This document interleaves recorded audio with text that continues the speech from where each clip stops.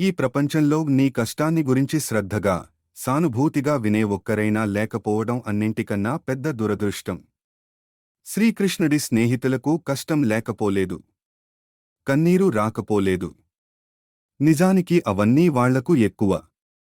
స్నేహాన్ని వెన్నలా పంచుకు తిన్న శ్రీకృష్ణుడు, అటుకుల్ని అమృతంలా ఆరగించిన శ్రీకృష్ణుడు స్నేహితులు, సన్నిహితులు, సహచరుల దుఃఖ బాష్పాల్ని ఆనంద బాష్పాలుగా మార్చకుండా వదులుతాడా, వదలగలడా? పెనుతుపానును గోవర్ధనగిరి కింద ఆటవిడుపు విహారంగా మలచకుండా ఉంటాడా? కన్నీరు తుడిచే చేతికి అంత విలువ ఉంది. అంత శక్తి ఉంది. మనమూ ఒకరం అవుదాం. కన్నీరు తుడుద్దాం. శ్రీకృష్ణుడు జీవితమంతా కష్టాలు ఎదురుదెబ్బలతో సహవాసం చేసినా ఏ ఒక్కరోజూ ఆ భావంతో బాధపడిన దాఖలాల్లేవు. ఎవరి సహాయాన్ని, సానుభూతిని కోరిన రుజువుల్లేవు. ఎందుకంటే ఇతరుల కన్నీటిని తుడవడంలోని సాటిలేని ఆనందాన్ని తెలిసిన శ్రీకృష్ణుడు ఆయన.